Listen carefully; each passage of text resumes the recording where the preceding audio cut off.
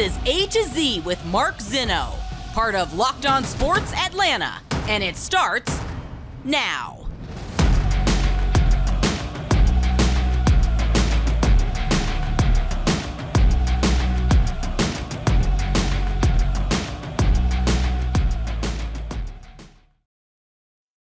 Good afternoon. Welcome to A to Z here on Locked On Sports Atlanta, where today I tell you maybe it's time to make a move. Welcome in. We are live here on this Monday from parts unknown. Yes, once again, I am on vacation. How does this work out? Nonetheless, I will be with you here from the Pocono Mountains in Pennsylvania. Hey, I didn't pick the vacation spot. Mom did. Mom paid, so I just showed up. That's the best kind of vacation to go to. More on that. Follow me on Twitter at Mark Zinno. Follow the entire network at Locked On ATL. We've got a lot to get to today, including somebody who should win an award that has no business winning it. We'll get to that. Big news in the NBA that still affects the Atlanta Hawks as the Hawks continue to be put in trade rumors for one other specific player. That's all coming up on the show on this Monday. Again, thank you guys for making A to Z and Locked On Sports part of your everyday sports listen. Okay. Now, by the way, this segment brought to you by our good friends at Sports Card Investors. I've said this for a couple of weeks, and people told me I was crazy. I've been saying for a couple of weeks that this team, this Braves team, is not done being made yet. Well, guess what? You have two things now that have happened over the course of this weekend that should automatically make you start to think, hey, Zinno was right. Here we go. One of them, obviously, Adam Duvall, goes on the IL, has to have season-ending surgery, and that is now a guy who was part of a platoon situation in left field, right? That was a guy that was offensively still somebody, even off the bench, that could help you out and do some damage and things of that nature and be a plus bat on this team and even a plus fielder to a certain extent, and now he's done for the year. So you're not just going to go, hey, Eddie Rosario, that left field job, all yours. You take it. We're not going to play anybody else there but you. Nah, it's not going down like that. So the Braves are going to have to figure out a way to replace Adam Duvall's bat, his glove, and whatever else he was bringing you off the bench. Now, I know overall his numbers weren't that great this year, and you may be saying, well, since he's not that big of an offensive piece this year, then I don't really need to worry about what he's going to provide to the team. That's not like a good way to value these things. Remember, Adam Duvall was a big part of your playoff run last year. And I've talked repeatedly about all those guys who were parts of your playoff run last year. You can't automatically assume they'll be parts of the playoff run this year. But that said, you still need the body. And, if Duvall was a guy you trust, if Duvall was a guy that you thought really highly of, and somebody who could be a plus piece in the playoffs, again, pinch hit at bats, off the bench cold, able to get big hits. Duvall kind of has a track record for that over his career. And look, he's well liked around the Braves clubhouse and everything else. So you're going to be missing that portion of things as well. Alex Anthopoulos is going to have to figure out how to replace him. And that is something that is going to challenge Alex going forward. Because I told you guys, there were ways to prove that this team was not complete, ready for the playoff run as is. That was piece number one. Piece number two, tell you about that in a second, but first a word from our friends at Sports Card Investors. I don't know if you guys are into baseball cards. I was huge into them as a kid, and they're all in the box in my house, and I haven't touched them. They're all in the card protectors and everything. But whether you're a casual card collector looking for an exciting alternative investment opportunity, free Sports Card Investor app, yeah, that's the place you go. Breakout stars that you can find, or check the value, find deals on their great cards. The new guys who've come up like Adley Rushman, Jeremy Pena, all these guys who make the jumps to the big leagues. Or if you want nostalgia for older players, go back in time and see how much your cards are worth and how much they're worth today. Or if you're just interested in getting into sports cards, you can find great deals on all your favorite players of today as well. So that is the way you do it. But download the Sports Card Investor app today, available for free, on Google Play and the Apple app, or go to Apple App Stores, or go to sportscardinvestor.com/locked-on. As you can see, I'm excited. That's why I'm having trouble reading. But nonetheless, Sports Card Investor app, and sportscardinvestor.com/locked on. The other piece of the Atlanta Braves that is starting to be worrisome is Ian Anderson. He got shelled yesterday against the Angels. And I have told you repeatedly, Morton didn't have a terrible start out, didn't have a great start out, but those are two guys that I had a ton of concerns with. And even though Brian Snitker says he's going to keep sending Anderson out there every fifth day when he's got a 5.1 ERA, that's a nice vote of confidence. But if you're trying to catch the Mets, it's not always the smartest plan. And so I'm not saying that Ian Anderson needs to be replaced. I'm not saying that Ian Anderson needs to be traded. What I'm saying is that depth is always your friend, and that Alex Anthopoulos could go use another quality arm, one way or another. You know what happens, guys, when pitchers struggle. They end up on the injured list because, well, they're forearm soreness, right arm soreness, whatever it may be, and somebody else gets to come in and get a shot. That's essentially what happens. And I'm not sure if Ian Anderson is headed down that road or not, but I do know every fifth day he does not give you a good chance to win a game, and especially not at home. At home last year, he was so good. This year at home, he's terrible. He needs to be so much better than what he was. And it is not something that really, as you get deeper into August, can you continue to send? I mean, this is a tough decision for Snitker. Can you continue to send him out there every fifth day? There are a lot of starting options out there. I was just having a conversation with my brother here on vacation about talking about the available arms out there. And still, a guy like Madison Bumgarner certainly gets me thinking. Why? Because of his postseason experience, because of his big game experience, because he knows how to get hitters out. He's pitching in Arizona right now on a team that can't score runs. If he pitches with the Braves on a team that averages 5 runs a game, that's a different pitcher, especially down the stretch. And certainly in the postseason, if you get in a pickle, you want to start for game 4, Madison Bumgarner is not a terrible choice with all of his postseason success to start game 4 of a playoff series. So I think that's somebody and a name that you can look to. That's somebody that at least is out there and would be available. And I think that there is more of those guys out there. Heck, Zach Greinke could be available. And I'm just throwing names out there. Not necessarily I think these are perfect fits for the Braves. But the point simply is that every one of these teams that thinks they can win a World Series isn't standing pat at the deadline going, we're good. That's not the mantra. That's not the attitude to have. So when I said basically a month ago that Alex Anthopoulos needs to be every bit of aggressive at this trade deadline as he was last year at the trade deadline, I meant it. And I'm telling you I was right. And I'm telling you it's going to happen because he knows better than anybody. Those moves at the deadline can absolutely change the course of your season and win you a World Series, much like it did for the Braves last year. So this team is not done being structured. It's not done as far as the playoff roster is concerned. And don't be surprised to see Alex make some pretty notable moves when it comes to August 2nd, which is the trade deadline. All right, coming up next, there is an award that's going to be given out at the end of the year to somebody who should get it, but has no reason to get it.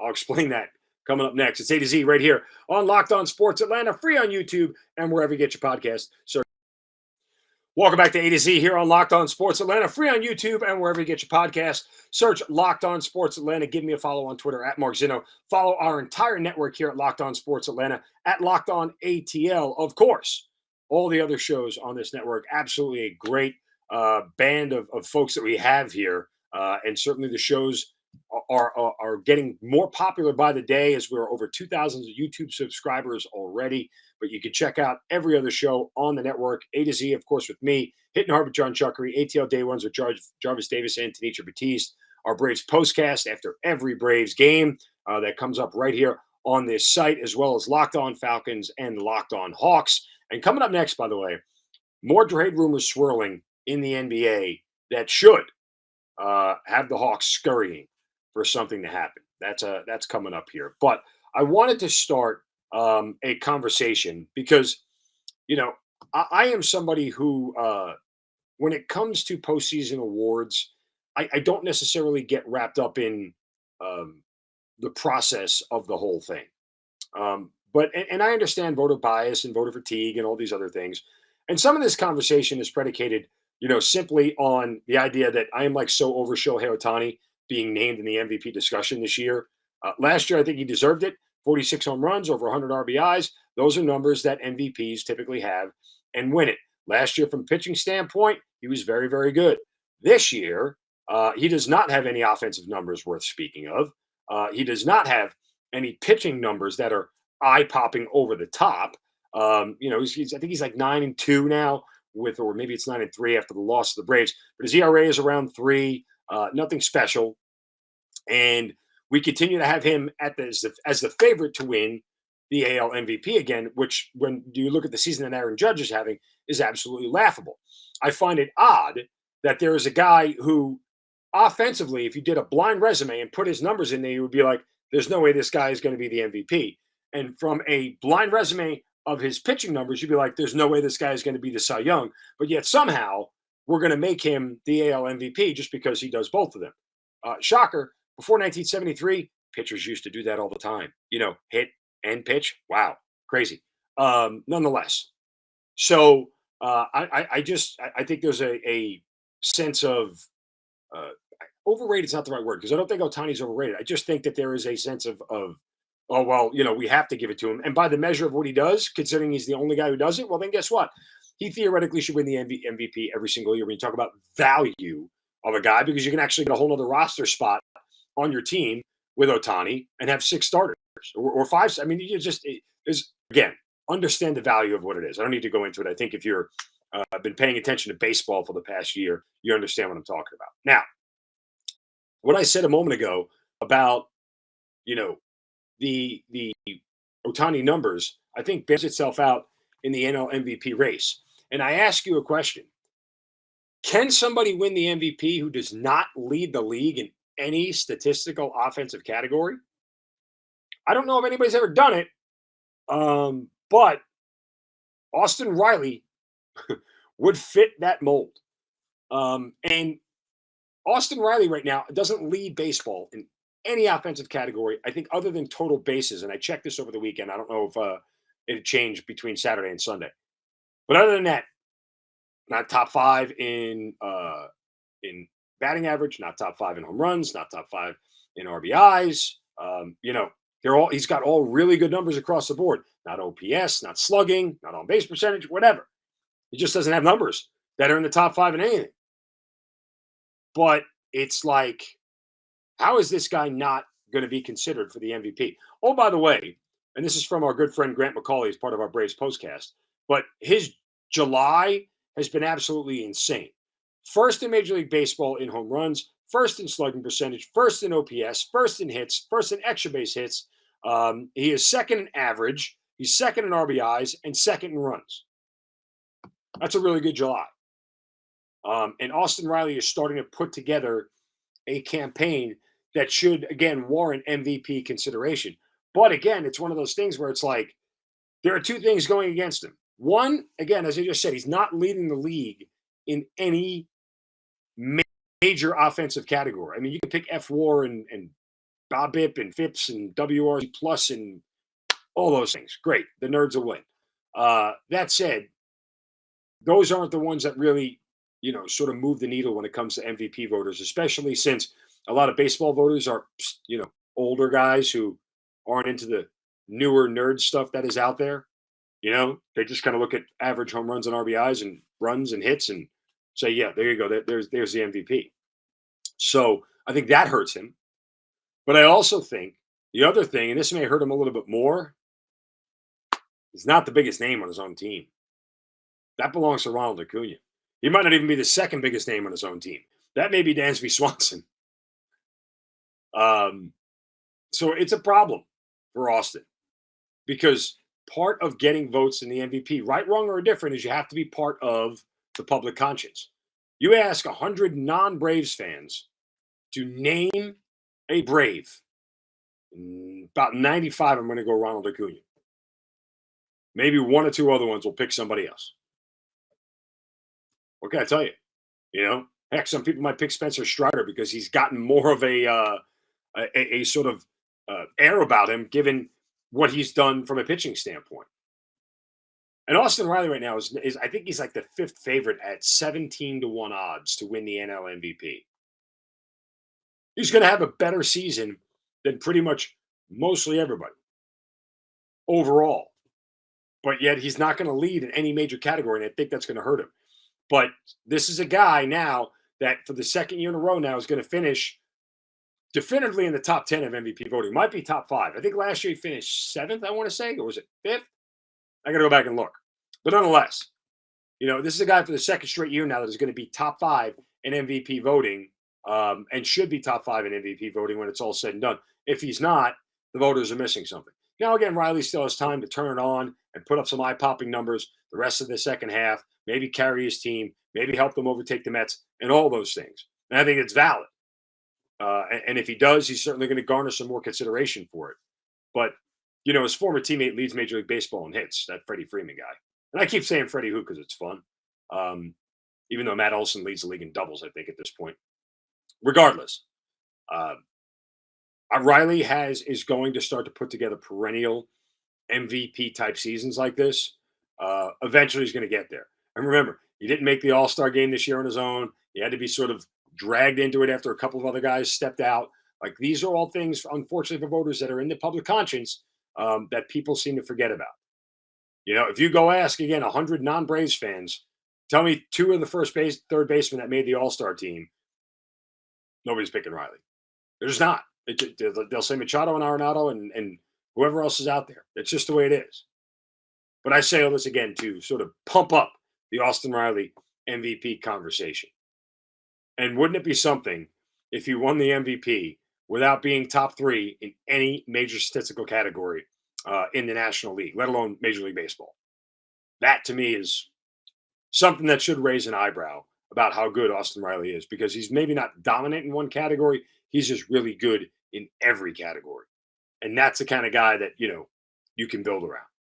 So Braves will start a series with the Phillies tonight, try to bounce back after the bad Ian Anderson start, and we'll see where that goes as they have to start, staying where they are. And they're now, a game and a half behind the Mets. I think they gained a game over the weekend, and really start to try to figure out a way to push over this thing. Not the time to lose games to the Philadelphia Phillies. Coming up next, what is going on in the NBA and how it affects the Atlanta Hawks? And why is their name still being bandied about for one particular player? We'll discuss that coming up next right here on A to Z on Locked On Sports Atlanta, free on YouTube and wherever you get your podcasts. Final segment here of A to Z on Locked On Sports Atlanta, free on YouTube and wherever you get your podcasts. Search Locked On Sports Atlanta. Yeah, and I said final segment of A to Z. If that's what you didn't hear, then that's what you're supposed to hear. My jumbled mess of a mouth is getting in my way here on this Monday. I want to get to some Atlanta Hawks news, but first it's time for a shovel of wisdom. Brace yourselves, because it's time for the shovel of wisdom.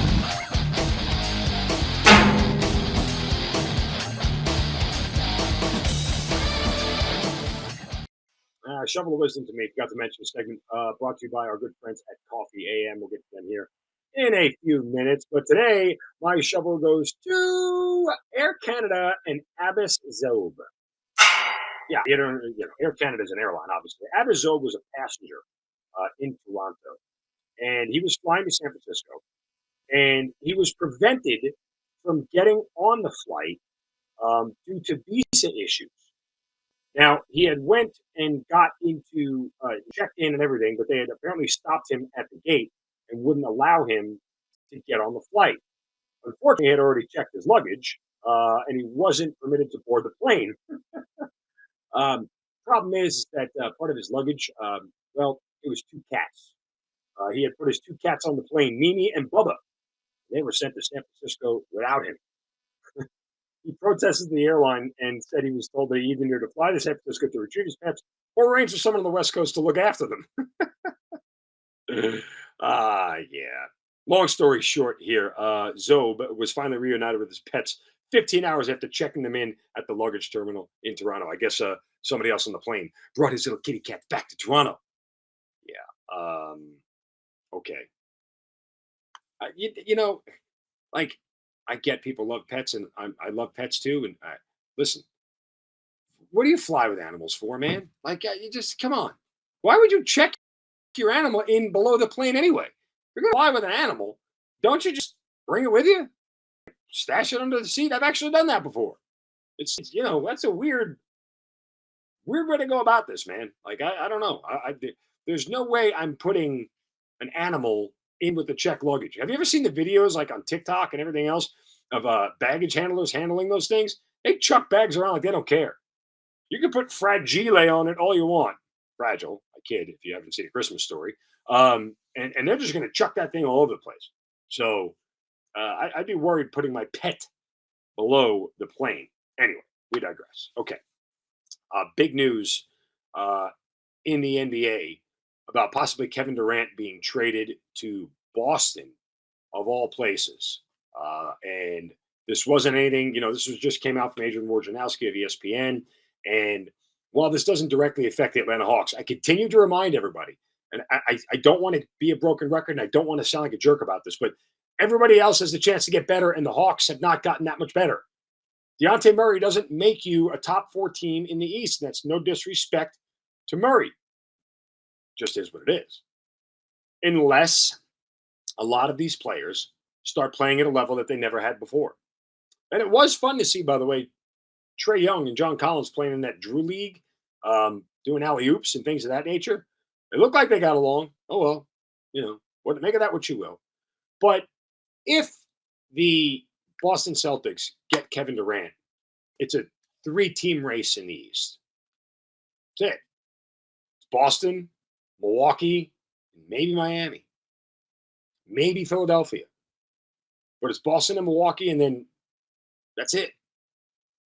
So, I sit here and I just say this to be a realist about where the Hawks are and what they have in front of them.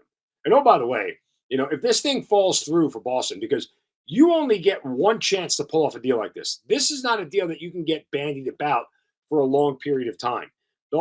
Apparently, the Boston Celtics dangled Jaylen Brown out there as the trade piece. Nobody wants to be second choice. Nobody wants to feel like they're not an important part of an organization. And once you throw a trade name like that out there, a guy that that you wouldn't have moved. Now, granted, again, you're moving him for a top 10 player in NBA history, but still, he's not going to enjoy the feeling of being the second choice of the Boston Celtics to anybody. Doesn't matter who it is. Nobody enjoys that feeling. So if this thing falls through, Jaylen Brown might be a guy that wants to trade out of town. Now, that may be something that the Hawks could get into. And the Hawks are still being bandied about in one other trade name. And I'll tell you who that is in just a moment. First, a word from our friends at Coffee AM. Guys, you've heard me tell you about them every single day. Why? Because the coffee is great. It's so great, I even brought it with me on vacation. Coffee AM is a small batch roasting company right here in Atlanta. And they have some of the freshest coffees around. Why? Because they roast them and ship them basically on the same day. If not the same day, very close to it. And look, they get coffees from around the world with Coffee AM. Sumatra, Rainforest, Kenya, whatever it may be. Those are some of my favorites that I've tried. There are so many other flavors, and they are so good. Coffee AM only roasts the most current crop, specialty grade coffees. I told you about the huge selection. It's organic, fair trade, direct trade, and expertly crafted blends of espressos, flavored coffees and teas, gift sets, and a whole lot more roasted right here in your backyard. Go to coffeeam.com/locked on today. Take a look at their full menu of everything that they have, coffees, teas, gift sets. It's coffeeam.com/locked on. Use the coupon code locked on to get 15% off your first order at checkout at Coffee AM. Coffee AM, the best small batch coffee roaster in America. It's right here in Georgia. All right. How in the world are the Atlanta Hawks being still talked about in trades for Donovan Mitchell? Like, I saw that other report from Woj, and I forget who else was reporting the same thing. But regardless, what in the world are the Hawks going to do with Donovan Mitchell at this point? I mean, unless you're trading Dejounte Murray back to Utah, I'm not sure why you would have given away assets to give away more. Like, that's So I don't know how the Hawks are still being, unless they were just lumping them in as one of the teams that were made. That's not the sense I got from the article.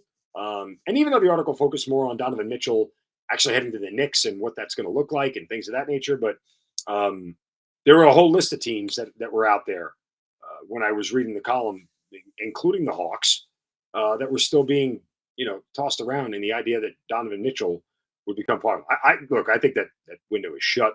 Again, I think the John Collins window is shut. I think the Hawks roster is what it is. I would be more than surprised if they were able to get a deal done for John Collins at this point.